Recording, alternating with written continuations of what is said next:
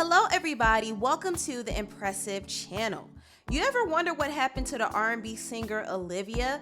Olivia is mostly known as being the first lady of GUnit, and she's also recognized for being on the popular reality show Love and Hip Hop New York. However, some people who recognize Olivia probably wondered what happened to her career and where is she now? Well, in this video, I'm going to break all of that down. Olivia made her first big break into the music industry when she was 17 going on 18.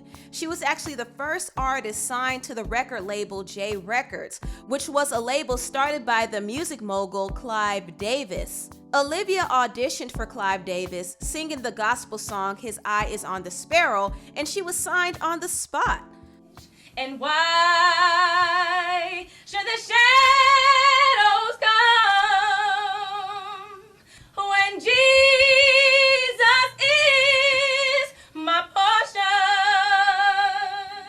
Olivia had a beautiful voice and she could have easily sang R&B ballads. However, Clive had a different direction for Olivia.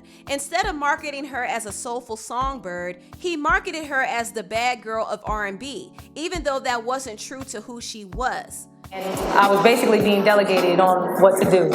And then it just wasn't me, but obviously it's my first album. I gotta kind of figure out my steps with everybody, so kind of do what you're told.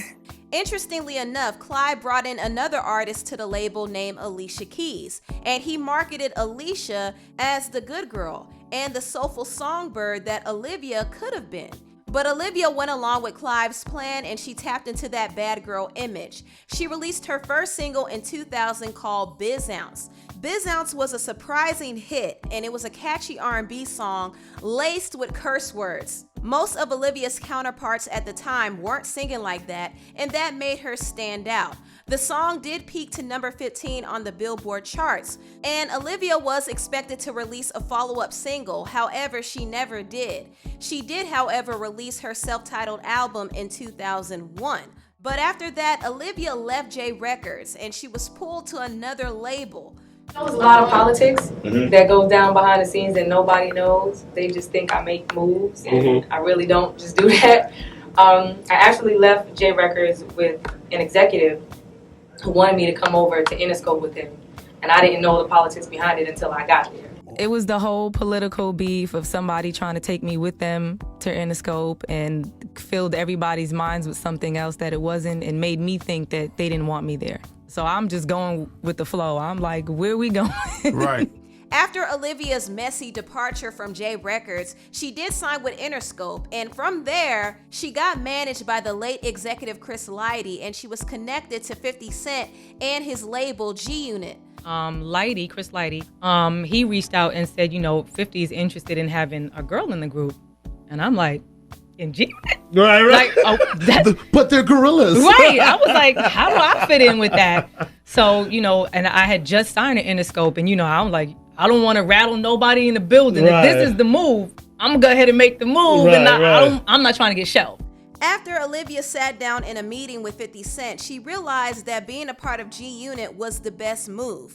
50 also thought it was a good move to sign Olivia to GUnit because he wanted to diversify his label.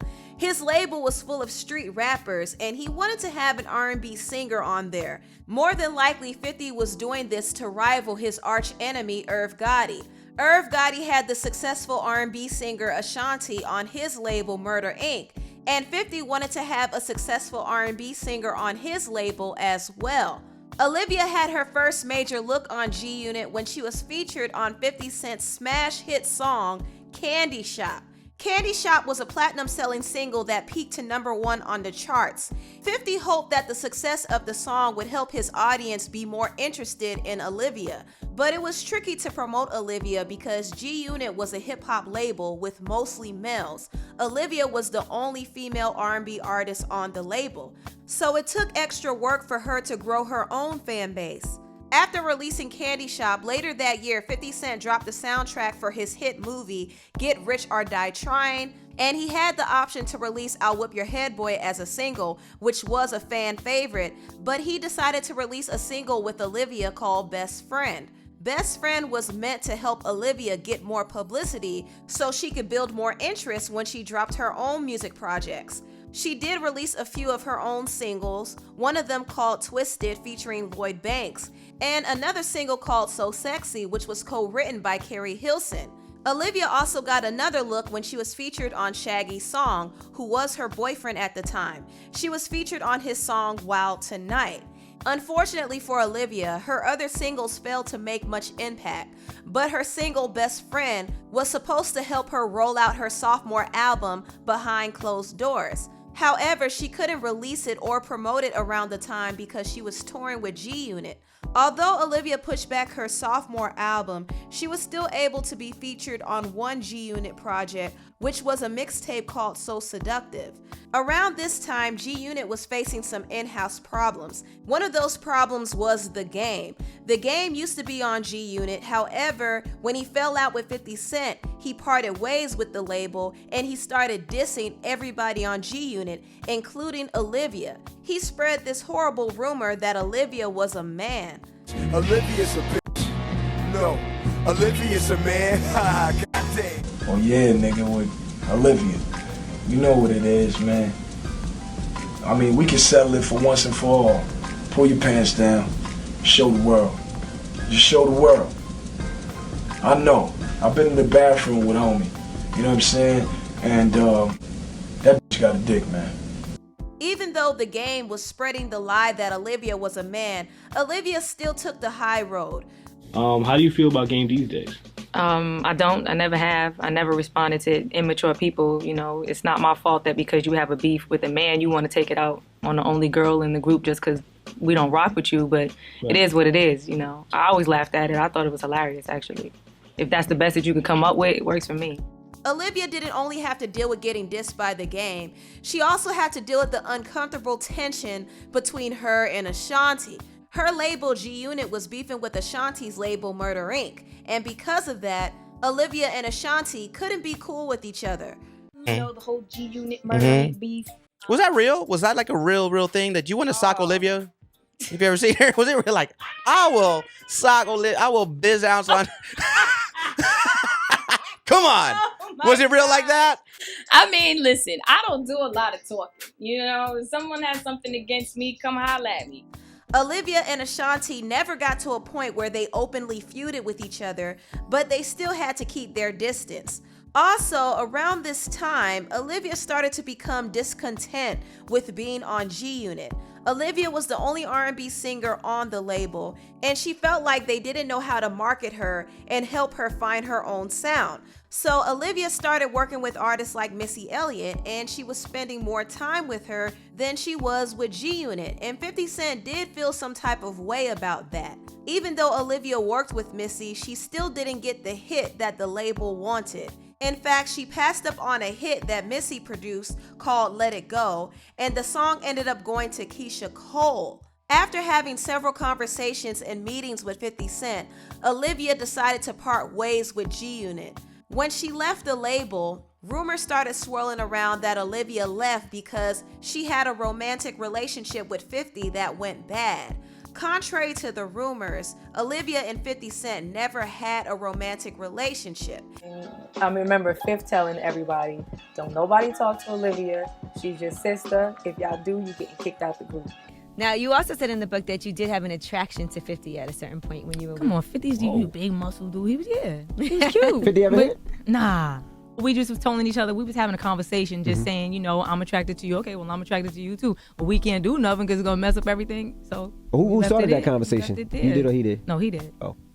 50 Cent and Olivia's relationship was professional and their split was amicable, but 50 Cent wasn't exactly happy with how things turned out with Olivia. 50 invested $2 million on her and he did not get a return on his investment. And it was somewhat discouraging that Olivia couldn't seem to break through like her other peers in music. But when you got an African-American female solo artist, she sees where she fits immediately. The problem is they spend finances like those artists. And if you don't have a record that connects fast enough, you accumulate a tab like a motherfucker.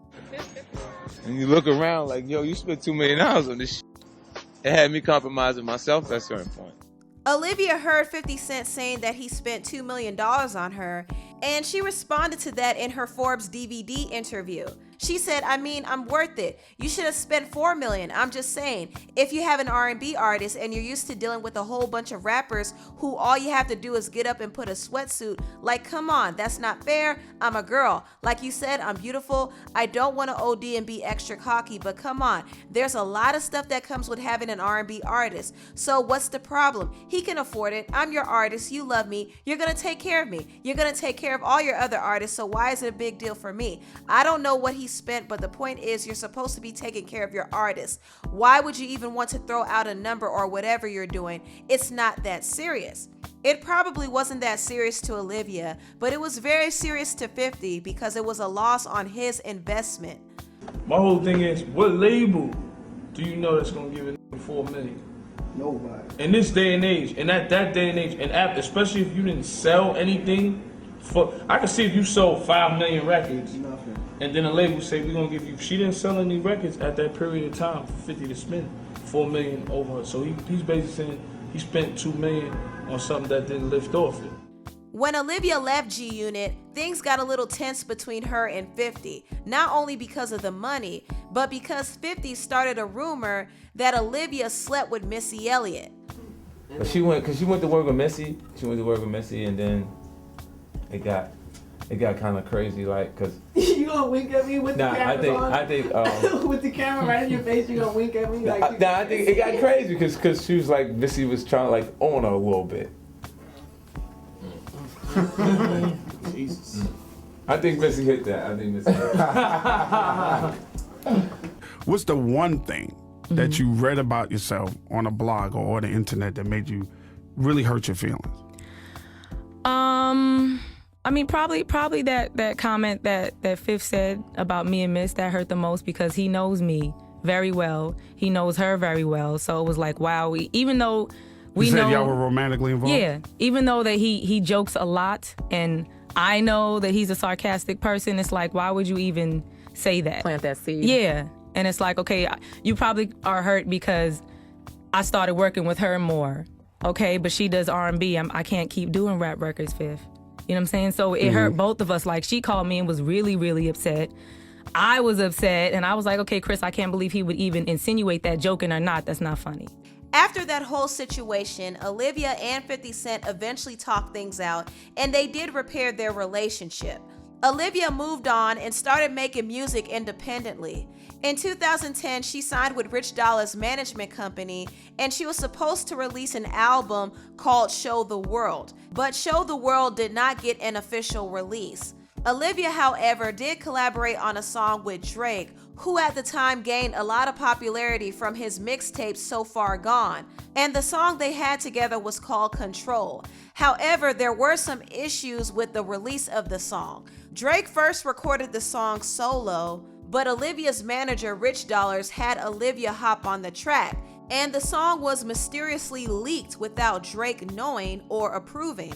So when the song surfaced the internet, Drake released a statement saying, I support artist collaborations and sampling music that inspires you, but I don't support taking unauthorized recordings and marketing them as features. I've never worked with Olivia, and I apologize to any fan who was duped into thinking that Control was a collaboration of mine. Olivia was upset about Drake's statement because she thought that Drake knew about the collaboration and approved of it. So I was like, wow, like the producer sent it to me. Everything was done. I'm figuring, his part is signed off on because the producers obviously sent it to us saying it's done. Can you do the record? So I'm like, sure. I was actually recording with Sean Kingston then. So it took us a minute to send it back to them. Finally sent it back, and we hear it's leaked. And I hear why Rich didn't want to send it back at first. And I was like, why? And he was like, oh, well, they got to mix it and they got to make sure, Drake's vocals match yours and whatever. So I'm like, well, then you have to send it back to make sure it matches. And as soon as they did it, we hear that it's out. So then when I heard everything going on, I was like, wow, is he trying to hate right now? Or I'm confused. I'm like, I thought that's what mixtapes were. You know what I'm saying? And first of all, we heard you got paid for it. It's cleared. So I'm like, wow, that's how we're doing right now? But I'm good because you gave me more publicity. Thank you. Shout out to Drizzy. Despite the miscommunication between Olivia's team and Drake's team, Olivia did get publicity from the song. In 2011, she starred on the reality show Love and Hip Hop, and she was actually one of the original cast members from the whole franchise. On the show, Olivia opened up about her struggles in the music industry. I just want to give up sometimes. I don't feel like people believe in me. There's bitches out there who can't sing. A lot of them. Why is it so easy for them to get a deal?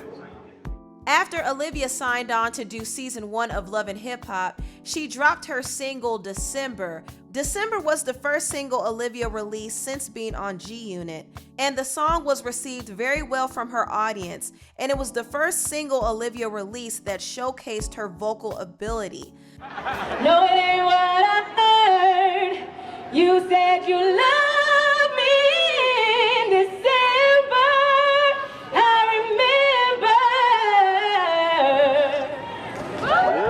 The song also charted at number 76 on the Hot R&B and Hip Hop charts, which was a nice achievement for Olivia considering that she was an independent artist.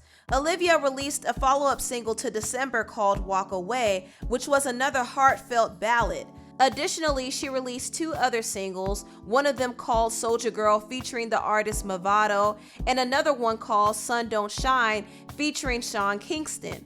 At that point, it seemed as if Olivia's career was finally heading into the right direction.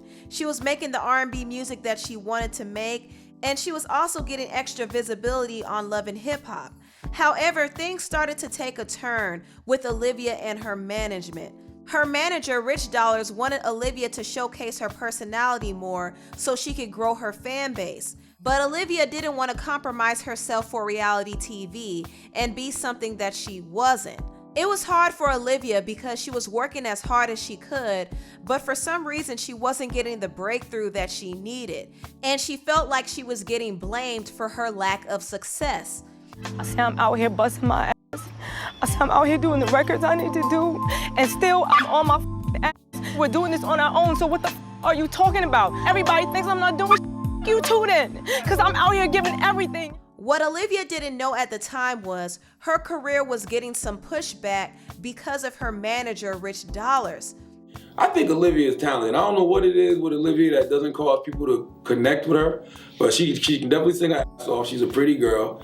But if you got somebody like Rich representing you at this point in the game, nobody's gonna take you serious. I mean, I'm saying, I know that from being on the inside. Like, motherfuckers is like, I don't fuck with that nigga Rich. So they don't fuck with Olivia.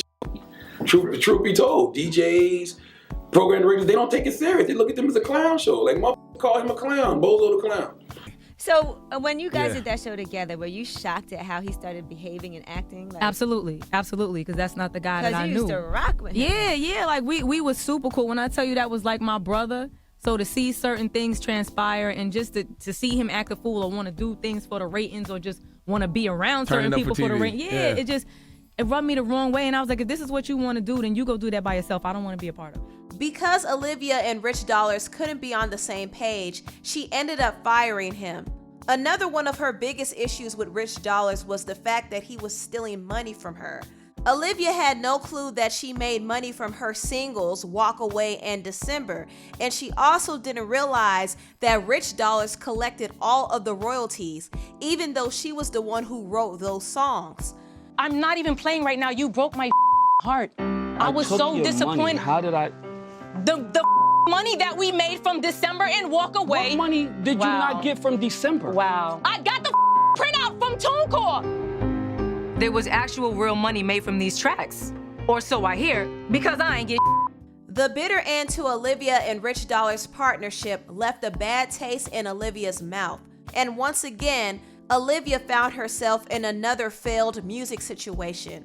Really, it was a lot with management for me because I never could seem to have the right manager. My team was usually wrong. Right. Like not even being funny. Like it was either some shady stuff going on that I found out later on. Like I went through it twice. Wow. After filming the second season of Love and Hip Hop New York, Olivia decided to leave the franchise and pursue real acting. She got an opportunity to act in a show called The Family Business, but the show didn't officially get picked up until some years later when it aired on BET.